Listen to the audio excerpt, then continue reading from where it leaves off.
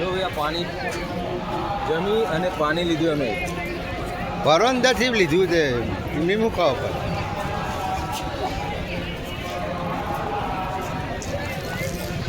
પીવાનું પાણી છે દરેકે વાસણ ધોવાનું અલગ પીવાનું પાણી અલગ દરેક માય ભક્તો જો આરામ કરી રહ્યા છે પ્રસાદી લઈને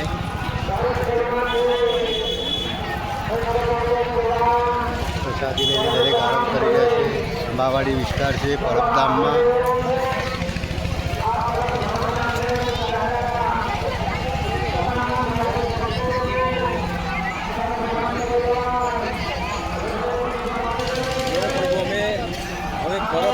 આવા લગભગ પરબધામની અંદર 100 જેટલા કુંડ બનાવે છે જે ચોખ્ખા પાણી પીવાના વાસણ ધોવાના બધા અલગ અલગ 100 જેટલા આખા આંબાવાડી વિસ્તારમાં જો બધા જમીને બધા આરામ કરે છે આ ટ્રેક્ટરથી જમવાનું પીસવાનું લઈ જાય છે મોટા રસોડામાંથી પીરસવાનું લઈ જાય છે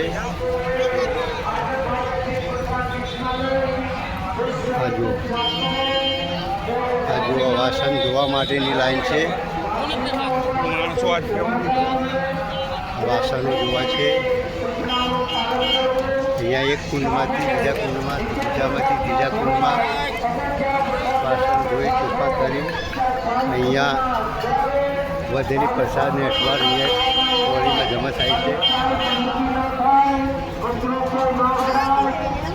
જમીન બધા આરામ કરે છે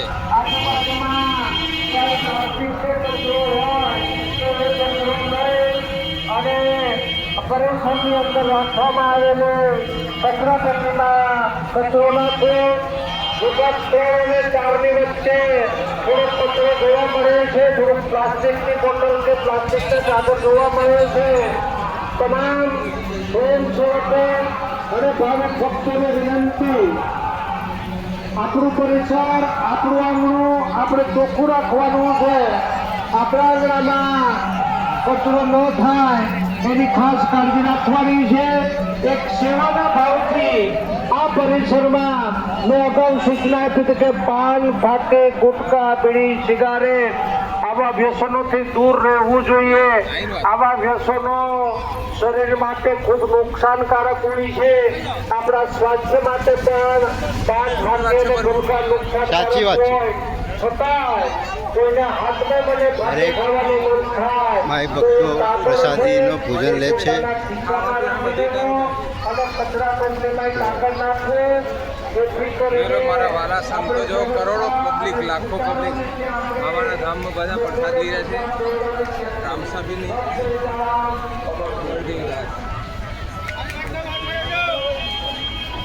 રામાબીના પ્રસાદ લઈ રહ્યા છે સર દેવદાસ અમીર દેવદાસ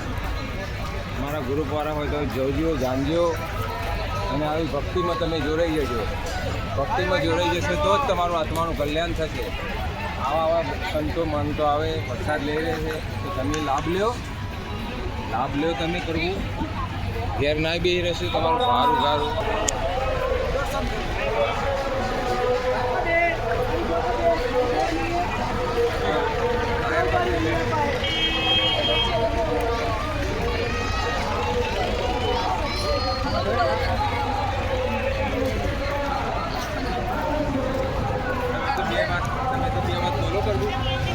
ભારતીબેન તમને કેવું લાગે છે ભારતીબેન તમને આ વિશે કેવું લાગે છે સરસ વાત કરી ભારતીબેનને કે ભાઈ મુકેશભાઈ આ બહુ બાબાનો પ્રસાદ લીધો અને આવા ધામમાં આવે એટલે બહુ આનંદ લાગી રહ્યો છે ભારતીબેનનો ધન્યવાદ જય બાબારી બાબા ભલી કરે અને પ્રદીપભાઈની ઈચ્છા બધી પૂરી કરે મારો રામસાપીર લગભગ આવતી સાલમાં પોતાની ગાડી લઈને આવતા રહેજો રામસાપીરના દરબારમાં જય બાબારી તમારું દેવું દારૂ બધું